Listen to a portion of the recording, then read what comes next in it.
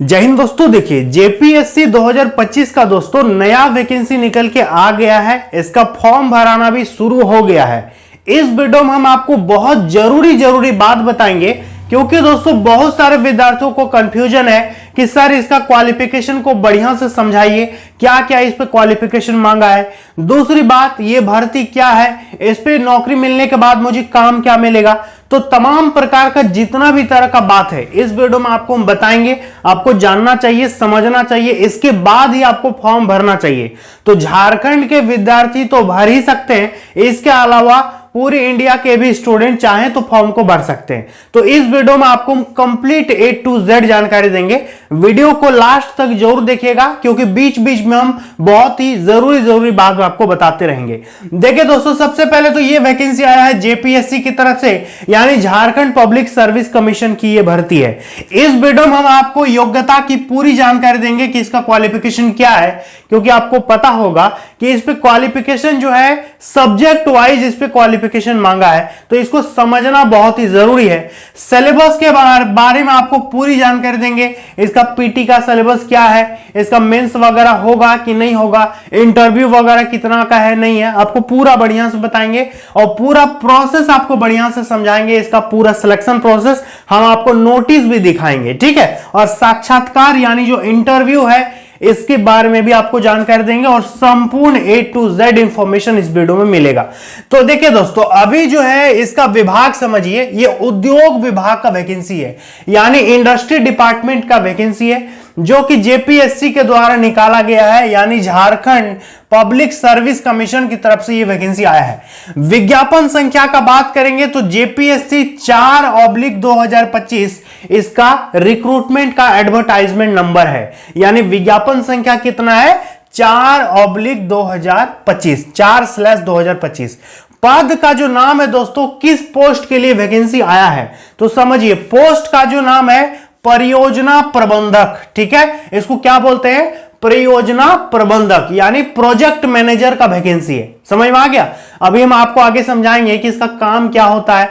सबसे पहले तो विभाग आप समझ गए ना कि उद्योग विभाग का भर्ती है।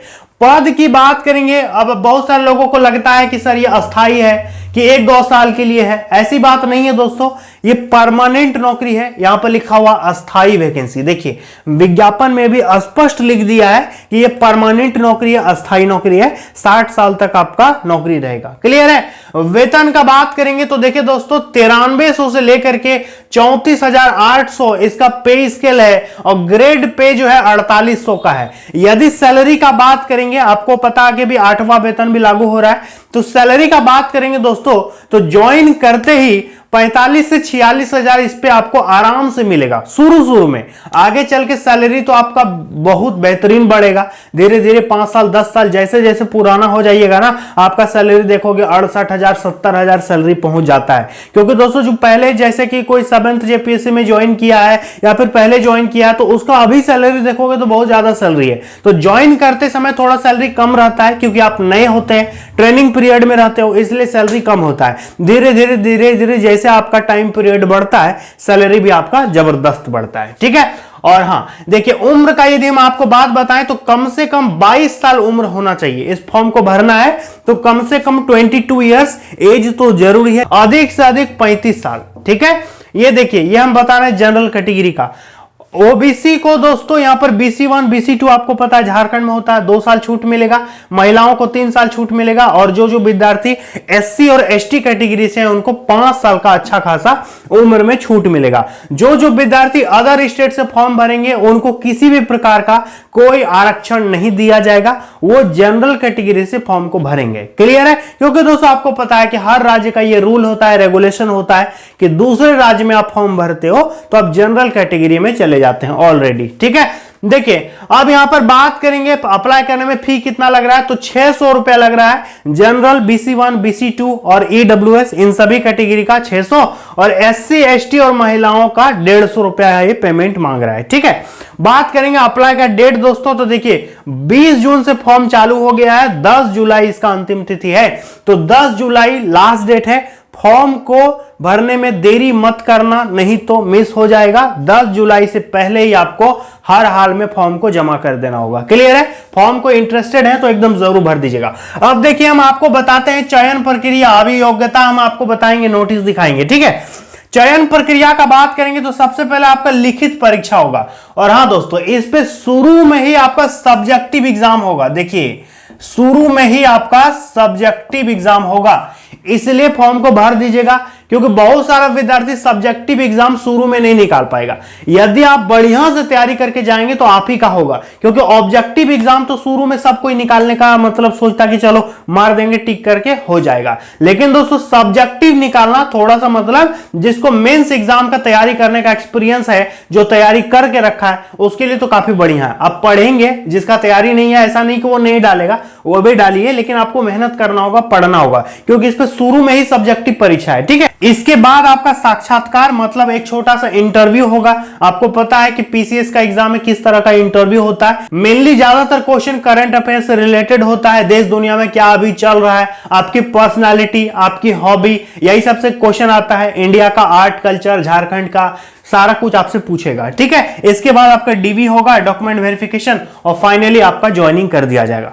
अब जो रहा बात कि सर ये वैकेंसी आखिर कौन कौन सा विभाग का है, कितना पोस्ट है इस पे, और इस पे क्वालिफिकेशन क्या है, इसको आप बढ़िया से समझाइए। तो चलिए दोस्तों, हम आपको इसका नोटिफिकेशन दिखाते हैं और फुल डिटेल आपको दिखाते हैं कि कौन कौन सा वैकेंसी है, कितना सीट है, और क्वालिफिकेशन इसका क्या मांगा है, कौन कौन सा सब्जेक्ट का विद्यार्थी यहां पर फॉर्म को भर सकता है। चलिए वो आप देख लीजिए। तो देखिए दोस्तों, हम आपको ऑफिशियल नोटिफिकेशन में पूरी जानकारी देने वाले हैं कि इसका क्या क्या डिटेल जानकारी है, क्योंकि दोस्तों बहुत सारा चीज आपको इस पे समझना जरूरी है।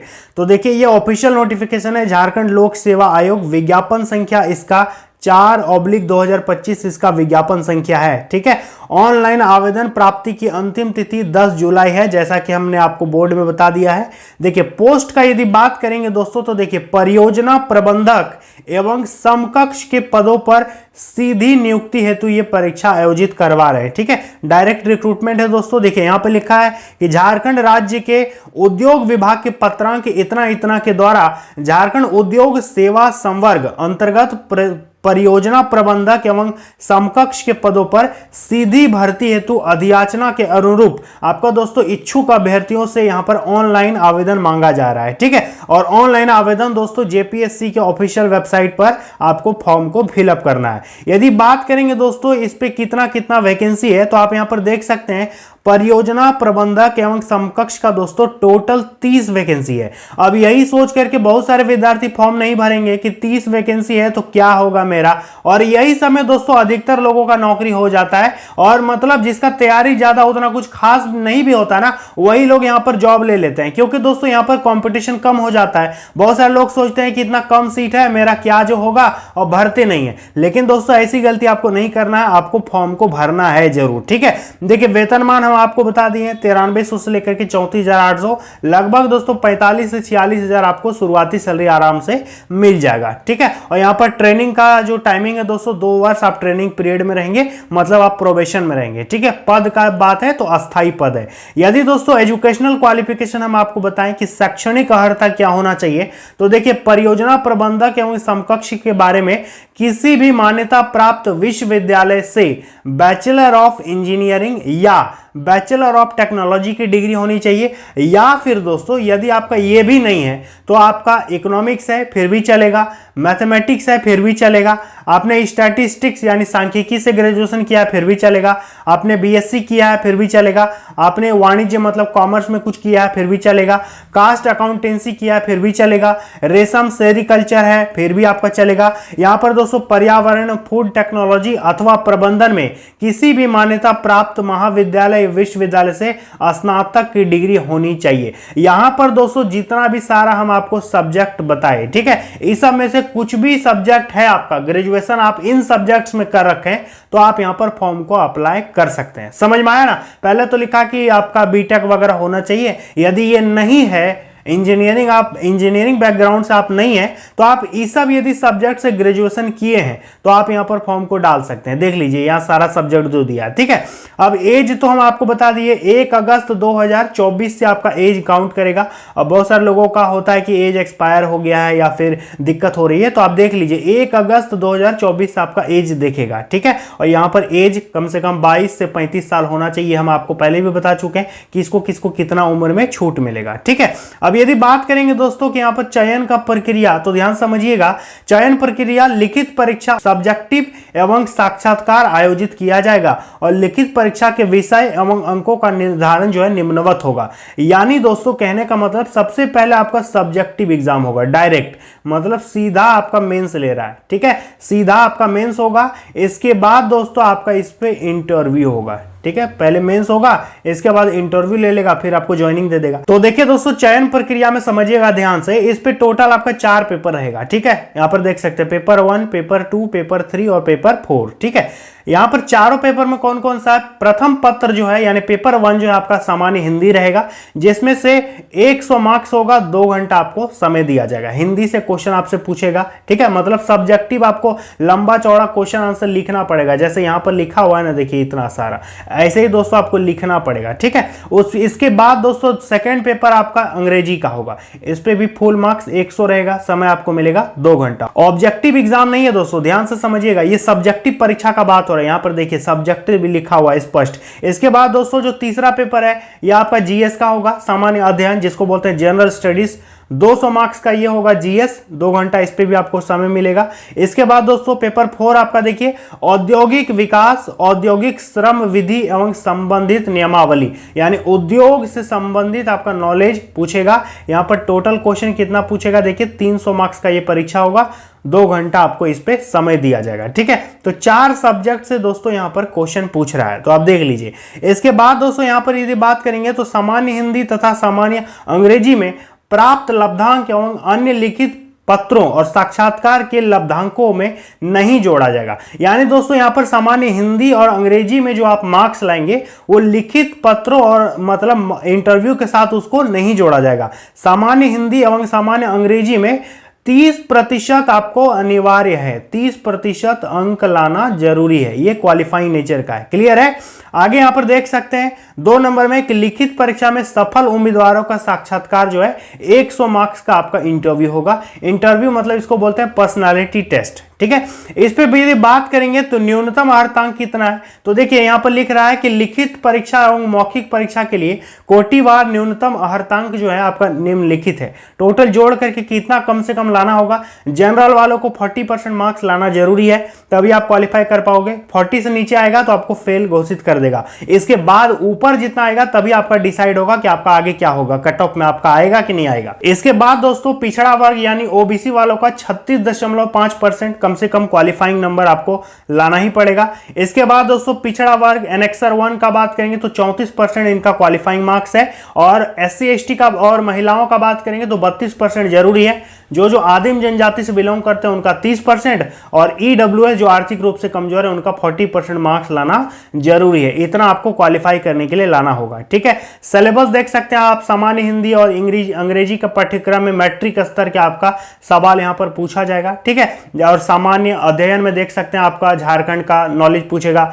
General awareness of Jharkhand, Jharkhand का सामान्य अध्ययन, भारत का अर्थव्यवस्था, भारत की मतलब राज्य व्यवस्था, इंडियन पॉलिटी, इंडियन इकोनॉमी, यही सब दोस्तों आपको पूछेगा। आप यहां पर देख सकते हैं जो मतलब जेपीएससी का सिलेबस है वही लगभग है दोस्तों। औद्योगिक विकास में आपसे क्या पूछेगा, झारखंड और भारत की औद्योगिक नीति के बारे में, औद्योगिक जितने भी इकाइयां हैं अब जैसे टिल्को, टिस्को, बोकारो स्टील सिटी, इस सब का स्थापना कब हुआ था, इस सब के बारे में पूछेगा। बैंकिंग अर्थव्यवस्था के बारे में पूछेगा, बैंकिंग इकोनॉमिक्स कैसे चलता है, ठीक है। इसके बाद औद्योगिक समस्या, भारत में झारखंड में उद्योग का क्या समस्या है, कौन सा उद्योग मतलब किसी तरह चल रहा है, जो मतलब जितना उत्पादन होना चाहिए उतना उत्पादन नहीं कर रहा है, किसकी क्या कमी है, कैसे उसको आगे बढ़ाया जाए, तो यही सब पूछेगा। इसके बाद दोस्तों रुग्ण उद्योगों का पुनर्जीवन और पुनर्वास, ये दोस्तों जो डूबते हुए उद्योग हैं उसको कैसे बढ़ावा दिया जाए, तो यही सब के बारे में पूछेगा। इसके बाद दोस्तों उद्योग से संबंधित जितना भी तरह का करंट अफेयर्स वगैरह वगैरह है, जितना भी तरह का नीति है सरकार ने बनाया है, उस सब के बारे में आपसे पूछा जाएगा। क्लियर है। और यहां पर दोस्तों आरक्षण का लाभ किसको मिलेगा, तो आरक्षण का लाभ केवल झारखंड राज्य के निवासी को ही दे होगा, और आरक्षण का दावा करने वालों को दोस्तों यहां पर सर्टिफिकेट वगैरह लगाना होगा। और यदि आप अदर स्टेट से हैं तो आप ऑटोमेटिक जनरल कैटेगरी में आ जाओगे। ठीक है, आरक्षण का लाभ केवल झारखंड राज्य के अस्थायी निवासी को मिलेगा। समझ में आ गया। इसके बाद दोस्तों जाति प्रमाण पत्र, निवासी प्रमाण पत्र, इस सब के बारे में विस्तृत निर्देश दिया है। ये पीडीएफ हम दोस्तों डाल देंगे अपने टेलीग्राम में, तो आप इसको ज्यादा डिटेल में पढ़ पाएंगे। जो जो इंपॉर्टेंट पॉइंट है हम आपको वही बताने वाले हैं। यहाँ पर फी के बारे में हम आपको जानकारी दे दिए हैं कि कितना पेमेंट वगैरह लगेगा, और यहाँ पर दोस्तों आवेदन पत्र भरने की कुछ शर्तें दी गई है। सबसे पहले दोस्तों आपको ओटीआर रजिस्ट्रेशन करना होगा जेपीएससी के ऑफिशियल वेबसाइट में जाकर के। ये इसका ऑफिशियल वेबसाइट है, देखिए www.jpsc.gov.in, इस पर जाकर के आपको फॉर्म को अप्लाई करना है। ठीक है, और फॉर्म जो आप भरेंगे तो अंग्रेजी के बोल्ड लेटर में ही आवेदन भरिएगा। अब जैसे किसी का नाम कुछ भी है तो वो दोस्तों ऐसे करके मतलब बड़ा बड़ा लिखिएगा। ठीक है, छोटा छोटा नहीं लिखिएगा, मतलब कैपिटल लेटर में आपको सारा कुछ भरना है, और स्पेलिंग वगैरह वही लिखेंगे जो आपके मैट्रिक के मार्कशीट मतलब आपका सर्टिफिकेट वगैरह में होगा। मैट्रिक से मिला करके बढ़िया से लिखिएगा। Email ID, phone number, user ID, ये सब बढ़िया से याद कीजिएगा। पासवर्ड को बढ़िया बनाइएगा ताकि आपको याद रहे हमेशा। ठीक है, और पेमेंट दोस्तों इंटरनेट बैंकिंग ये सब आप बढ़िया से जानते हैं कि कैसे आपको पेमेंट करना है। किसी भी प्रकार का फेलियर यदि हो जाता है तो लिखा है कि इसके लिए कोई उत्तरदायी नहीं होगा, तो बढ़िया नेटवर्क, बढ़िया इंटरनेट होगा तभी आप पेमेंट करेंगे, नहीं तो आपका अनसक्सेसफुल यदि हो गया तो फिर इसके लिए कोई जिम्मेवार नहीं होगा। क्लियर है। और यहाँ पर दोस्तों बहुत सारी जानकारियां दी गई है, तो ये पीडीएफ दोस्तों हम अपने टेलीग्राम चैनल में डाल देते हैं अभी इसको, आप वहां से इसको डाउनलोड करके सीधे बढ़िया से पढ़ सकते हैं। क्लियर है। तो दोस्तों जैसा कि आपने देखा, मैंने आपको जेपीएससी का दिखा दिया, पूरा बढ़िया से डिटेल इंफॉर्मेशन दे दिया। इसके अलावा दोस्तों यदि आपको कुछ इंफॉर्मेशन चाहिए तो आप मुझे कमेंट बॉक्स में बता दीजिएगा। उम्मीद करते हैं आप समझ गए होंगे। चलिए मिलते हैं अगली वीडियो में। जय हिंद।